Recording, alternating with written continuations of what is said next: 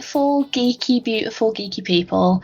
Welcome to Stace and Barry in the morning. They're drinking coffee while sitting on the sofa, talking about geeky stuff and having a good time. And I'm realising nothing rhymes with sofa. Hi, guys. Barry, can you help me out? Does anything rhyme with sofa? Loafer. Gopher? Maybe? Gopher. I don't think there's a gopher involved in Stace and Barry in the morning. Well, that's going to be next season. We'll get a comedy sidekick. Season 3 of an audio medium, we'll get a puppet. Yeah, be Eunice the gopher. Eunice? Why is it called Eunice? I don't know. I love that was your go-to name. I actually love it. Anyway, I'm Stace. Those beautiful noises you were hearing from over there are Barry. And right next to me is Eunice the gopher. Say hello, Eunice. Eunice.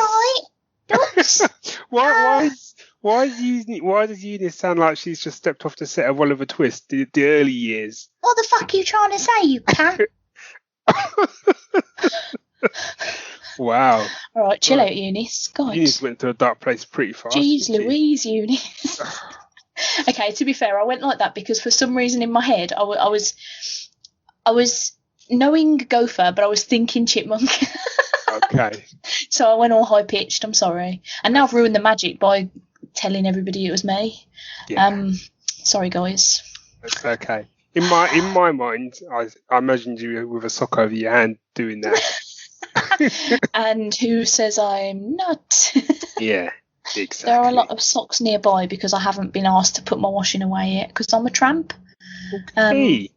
In other tramp news, I've also just rested my hand on my chin and realised I've got a little clump of beard hairs. So I'm going to have to tweeze those out later. Hi, guys. As always, Stace, thanks for sharing. I've got to stay classy, I'm Yeah. so classy. Yeah. Now I'm going to get distracted by rubbing my thumb over these beard hairs the whole time. Okay. So, yeah, sorry in advance. Maybe whilst you do that, you can introduce the first segment. Because I'm guessing the intro's done with the whole beard hair. I feel like that's a good place to stop rambling. Yeah. We did. To be fair, we did pretty well because we had like a gopher and beard hair and socks and all sorts in like 3 minutes worth of pure comedy gold entertainment or something. Yeah, that will probably be deleted out. Shut your mouth. I mean, I can't even argue with you about that now because I don't do any of the editing, and because I don't do any of the editing, I feel like I can't ever comment about whether or not I think your edits are any good. That's because my edits are glorious. They are. They're Boston, That's as right. we would say up That's here in right. Birmingham and the Black Country. Yeah. Yeah. Anyway, should we do a nice little tasty pick of the fortnight? Let's do it.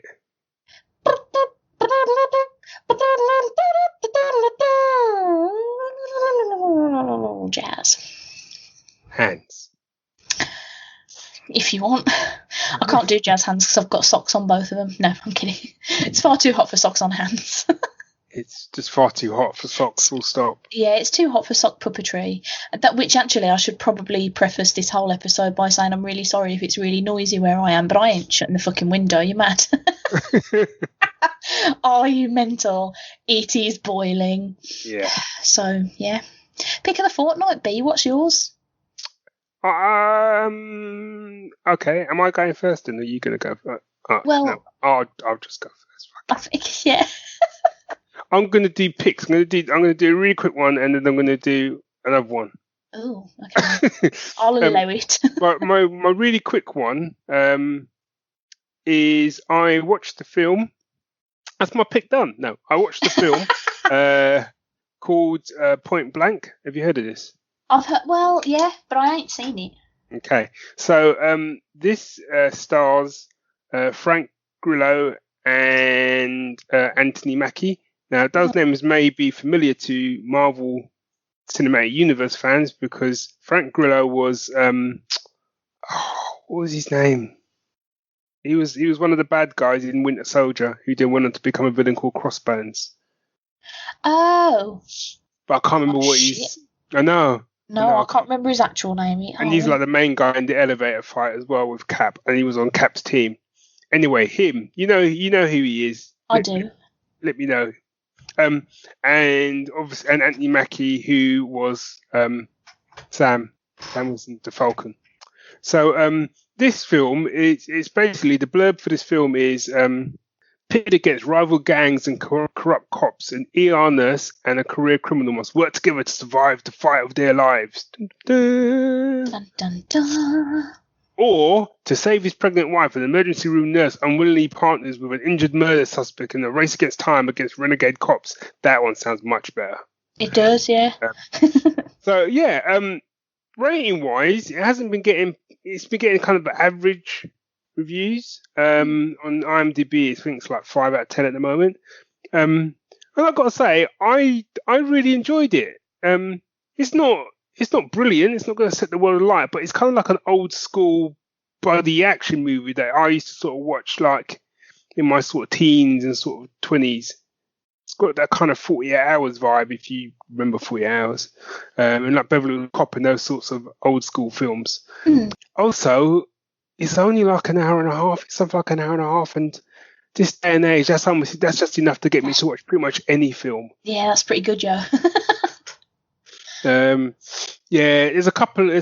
They've got really good chemistry, the two of them as well. There's a couple of tasty one-liners in there. What I would say is, if you haven't watched the trailer, don't watch the trailer, because a lot of the funny stuff, really funny stuff, is actually in the trailer, which is a bit of a shame. So so that's my first pick, Point Blank. Yeah, I enjoyed it. Watch it. My second pick is actually a book. Ooh, it's not your own book, is it? No, clang. No. So one of my favourite writers is, if not my favourite writer, was a fellow called David Gemmell, who's now sadly passed away. Who I've talked about many times over the years, and they've now put out all of his books as audiobooks on Audible. Ooh. And Audible is one of those things. I mean, I love Audible, but Audible is pretty much defined by the narrator for a book. If you get a shit narrator, you've got a shit book. Well, you know what I mean, but it's not, but it just spoiled. I've stopped books because of the narrator. After like a minute of listening to the narrator, I've just gone, nope, I cannot listen to this person for like 8 hours straight. I'll kill myself and then probably kill them. That wouldn't From work. beyond the grave. From beyond the grave, I did kill them. And because David Gemmell was like my favourite writer, I was really worried about how the narrator was going to go. And his books are sort of the fantasy novels with a real moral core, which I think is kind of missing from a lot of fantasy these days. I think a lot of fantasy is just grim for the sake of being grim, whereas his stuff is grim, but there's always that kind of core nobility running through it. And actually reading it as an older guy now, because I think the last time I read it was got to be about 10 years ago, there's a lot of life lessons in there, some of which I didn't pick up first time around reading his stuff. Yeah. But the audio books, the narrator that they've got is just, he's just phenomenal. Sean Barrett is his name. I could listen to him read my suit measurements. Do you know what I mean? He's Back of a shampoo bottle. Back of the shampoo bottle, because he does all the voices and stuff, and he's just really, really good. But one of the reasons, so what I'm reading at the moment is basically, it's a trilogy of books called Waylander. So it's a Waylander trilogy is what it's called. And I'm on book 3 at the moment, which is Hero in the Shadows. The reason why I put it as my pick of the fortnight is because there was something about reading these books this time around that I hadn't realised. And what I've realised is these 3 books, certainly, but especially book 3, are as close as you're going to get to someone doing a fantasy version of Batman. Drops mic, steps back. Oh, okay. Because it's all kind of centered around this assassin called Waylander. And I don't want to say too much because I don't want to give away any spoilers from the 3 books. But in the 3rd book, he's kind of referred to as the Grey Man. He's got about 3 different names, and he's kind of like a rich nobleman in this one, and people don't know about his past. And he is kind of like Bruce Wayne when he's kind of like the normal Grey Man, but also they call him the Grey Man as in, this is the guy you don't fuck with. Okay. And the Grey Man sounds very similar to the Batman, and it's just he's like Batman, Chuck Norris, John Wick, all rolled into one in a Lord of the Rings fantasy setting, and these books are brilliant. Yeah, so I cannot recommend enough. And if you're a fan of audiobook fan, you like a bit of fantasy and you like a bit of Batman, check these out. Yeah, today we're brought to you by Audible. Use the promo code. Stace and Barry haven't got a promo code for 0% off your next audiobook. Yeah. So you just head over to the link in the show notes and you'll get absolutely no money off. You're but welcome. You will get some cool audiobooks. Yeah. Oh dear. I've got to admit, I've found it really hard to get into audiobooks, and it is mostly because you are so right. If you don't get a good narrator, well, that's it. Then you've ruined it. I've done an audiobook narration once, and that's when I discovered that I can't act. Always handy to discover that when you're doing an audiobook. Yeah. So I think I'm quite good at the narrating part, but I am not good at the voices and acting bit.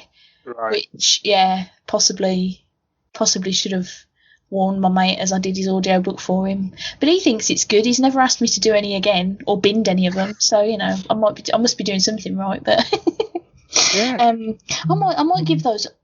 I thought I had my phone on flight mode. I wasn't expecting it to vibrate. I'm sorry.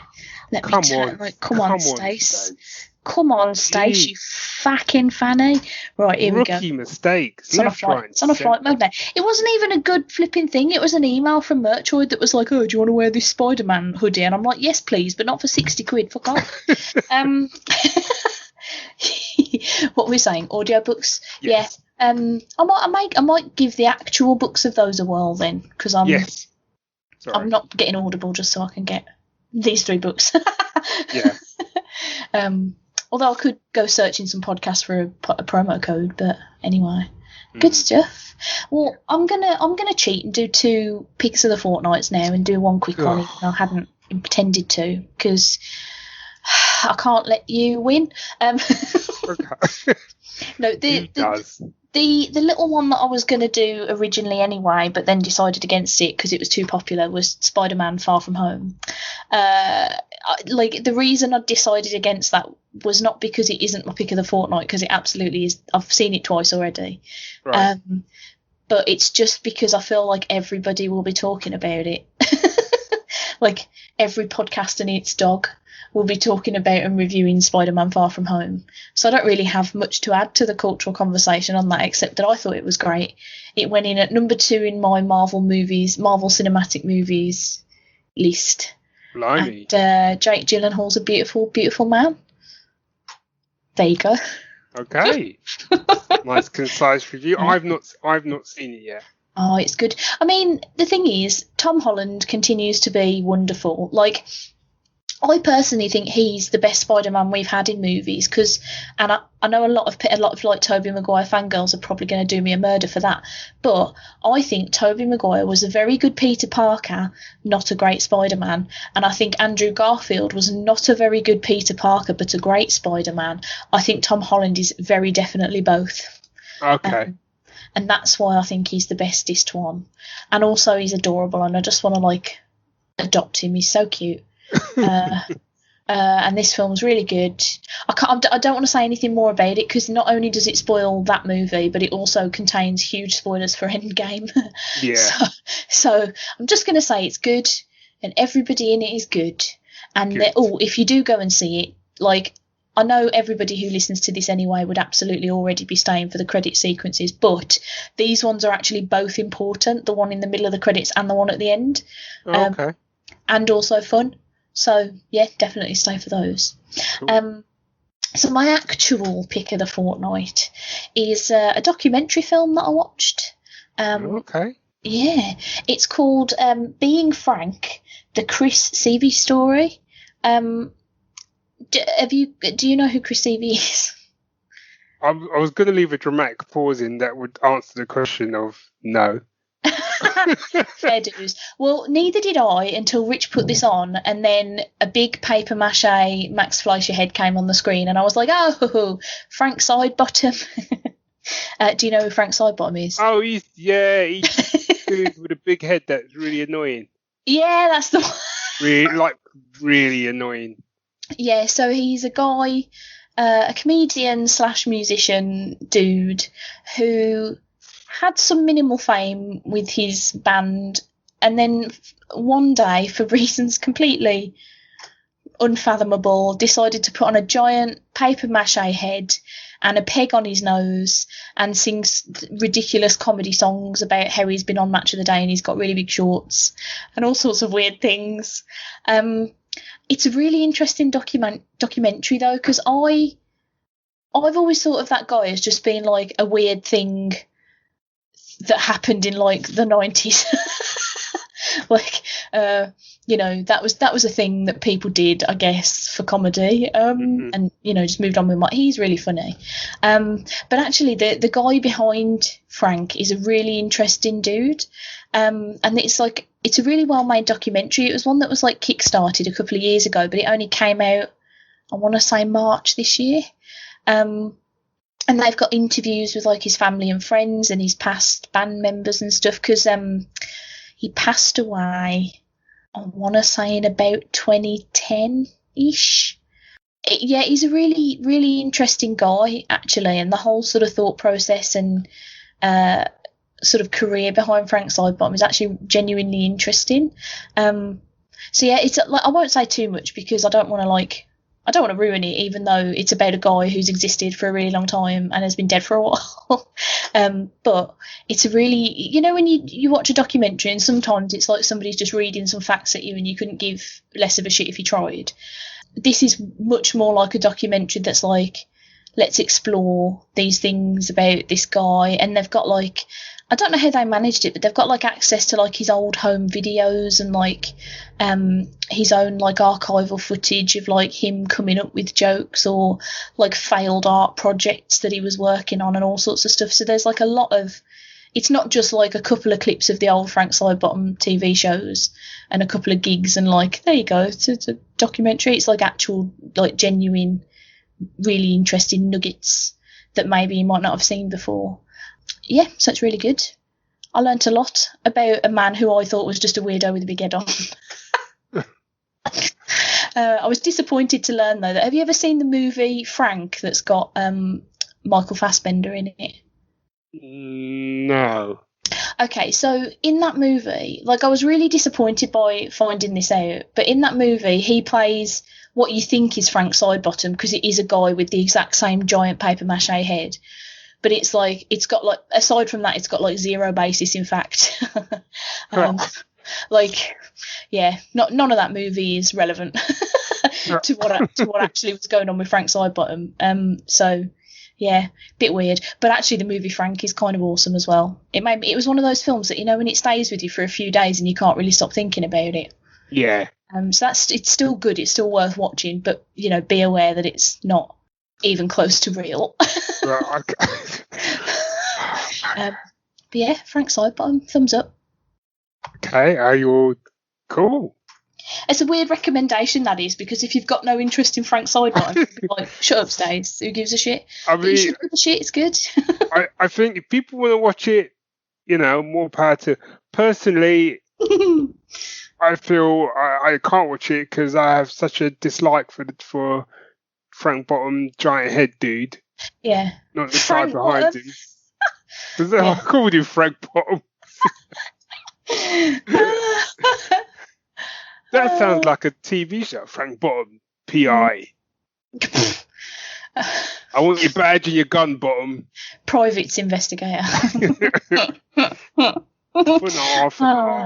Laughed too much at my own joke there.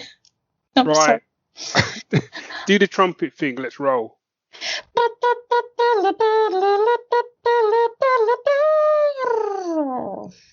Trumpets? What are we trumpeting? Saturday morning comics. Yeah, go on, babe. Can I go first? Mm-hmm. Okay. Technically, it's not my turn because I went first last time, but I'm going to go first because I'm hoping that if because you're rude. yeah. That too.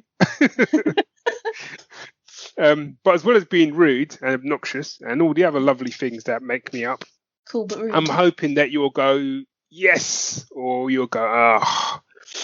So, what I've been reading? I've been trying to play catch up on the whole BPRD Hellboy universe. Yeah. But mainly the BPRD side of things. Uh-huh. And I've been quietly, reading the volumes, playing catch up on them, stuff like that. And I had one volume. I had the latest volume to go. That's what I had, and it was coming. I think that was coming out at the end of this month, I think. And then I stumbled across an article where they said BPRD is finished. Yeah. And I was, what? And it was like, yep. And what I worked out was I had 5 more issues to go, basically this next volume, and then it was done. And I was like, so I could either wait until the end of the month, or I could just buy the issues singly. And guess what I did, Stace? Same evening. I really hope you bought the issue singularly, floppily. I'll just say yes, I did. Save you there. Yeah. So I bought them. I just bought them on Spotify and then blitzed through them, and I'm so gutted that it's. I mean, I am. I'm just gutted it's finished because it was just brilliant. Isn't it though? It's just brilliant. I haven't got anything else to say. It's just brilliant. And one of the brilliant things I think about it was that, like, all the way through it, shit was kicking off. But all the way through it, massive things happened, and they didn't dial it back. Yeah. They didn't sort of go, oh no, that person's only gone for how many issues. Now they're back. That sort of thing. Because people do die. I'm not going to say who, and that's not a spoiler because people die like volumes ago. Yeah. And some of those, and people that died volumes ago, I'm like, I can't. They were people that I'd grown to sort of.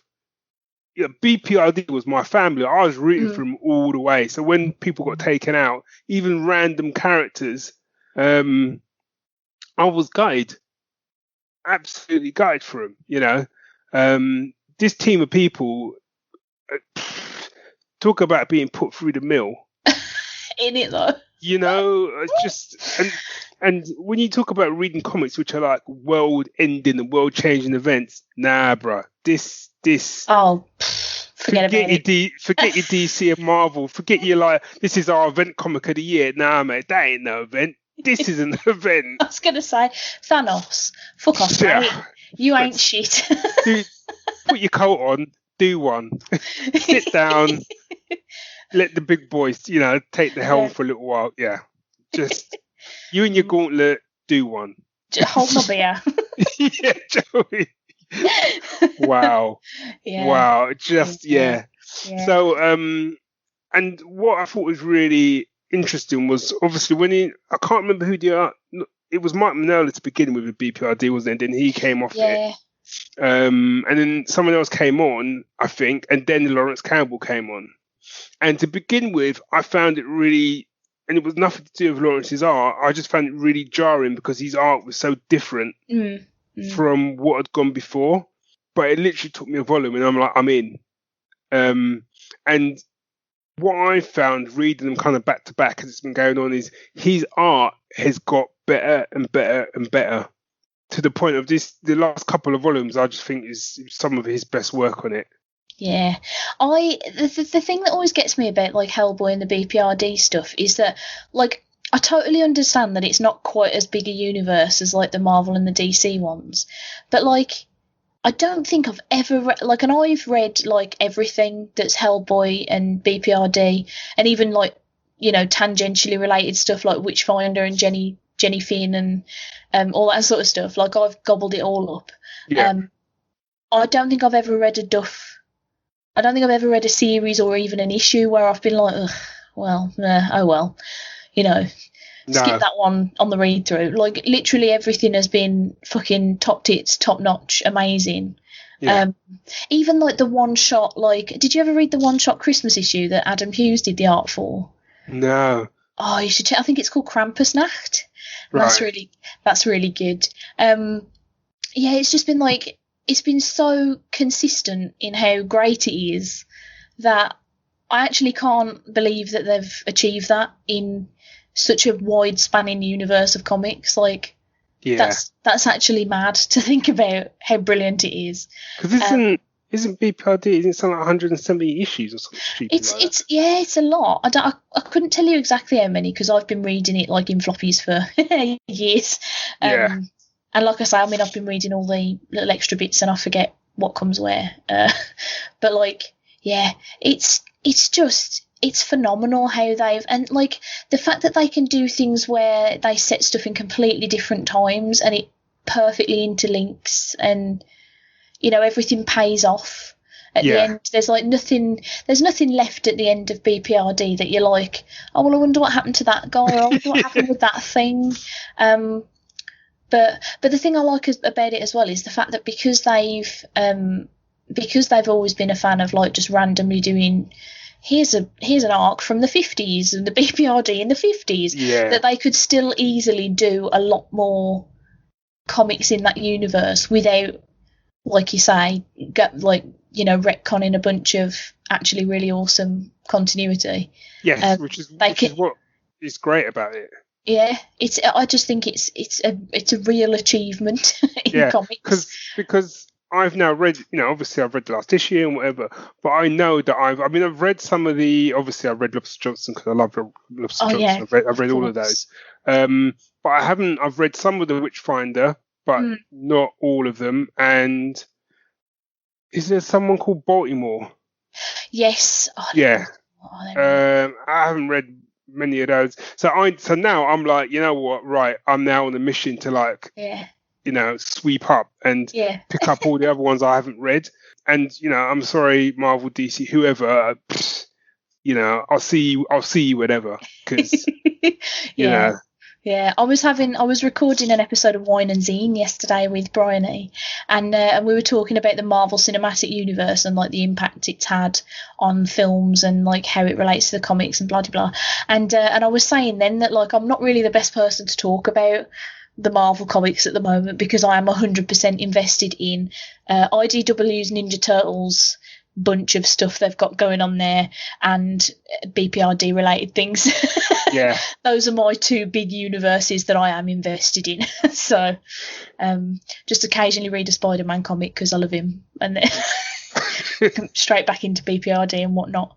But yeah, I mean, what I want to do is a big reread of like chronological reread of everything at some point soon, because I know there's going to be little like wonderful little nuggets that I'd forgotten about from earlier stories that have really paid off at the end. And it's just great. It's such a shame that they couldn't get this latest fucking film right, because it'd be such a good.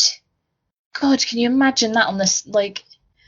Anyway, let's not go off on one about I think we could do a whole episode on the BPRD and what they should do with it now and all sorts. It's just but I just wanted to give that a mention.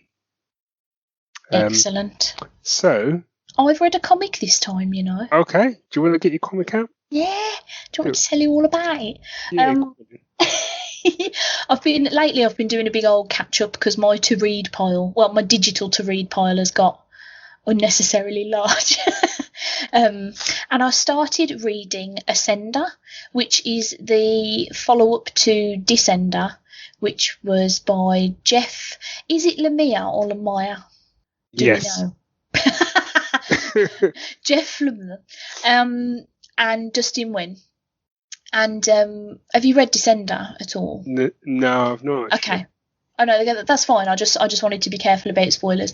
So Descender is essentially it's set along loads of different planets. It's a big space epic thing, and it is about people trying to get rid of robots because robots may have done a naughty, but we don't know if the robots were actually set up or not by other shady folks. And that's where I'll leave that because it's well good. So Ascender's set 10 years after the end of Descender, or it is. The first few issues have been anyway. I don't know if it stays that way or not because I think there's only been want to say 3 or 4 issues out so far. But it's, if you like comics by Jeff Lemire, then you'll like this, because it is very typical of him. It's very epic, it's very intriguing, it's very well written, the character development is tippity top, and also Dustin Nguyen's artwork is like some of the nicest stuff, because he does like proper I didn't mean to say proper, that makes it sound like every other artist is some sort of like shitter. He does like watercolor painting kind of art.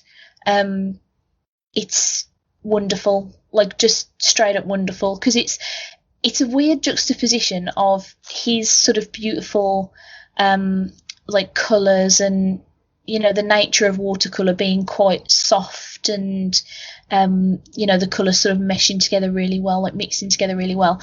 That juxtaposed with the actual subject matter, which is like robots and aliens and space, but somehow it really works. I don't quite know why, but it does. So yeah, I've just read the first 3 issues of Ascender like 20 minutes ago. Wow. I'm already like, well, this is fantastic. When's the next one, please? And thank you. Okay. Yeah. On my list then. Give it a squeeze. Good old Image Comics doing it again, knocking it out of the park and whatnot. Yeah, shocker. Yeah. They're good, aren't they? They are good. They're good eggs. So yeah, I read a comic. Well done, me. Well done, you. Yes. Woo-hoo. Who knows? You might be able to get 2 Saturday morning comics in a row. Next, might have to do another one next episode. Well, it certainly could happen. Yeah, I'd feel. Yeah, I'm really feeling the confidence there. Yeah.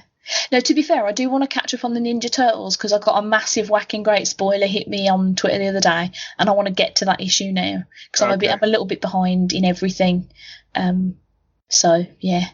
Cool. I'm not going to say what the spoiler is, because it is big. It's a big one.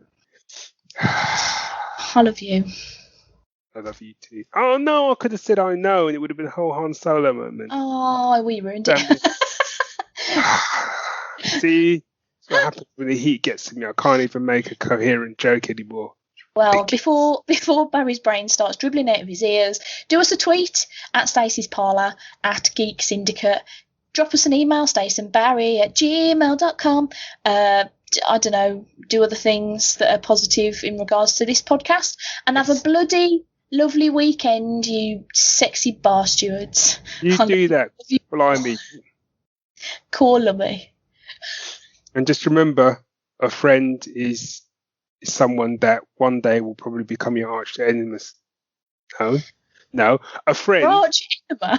Yeah, your arch enemy. Yeah.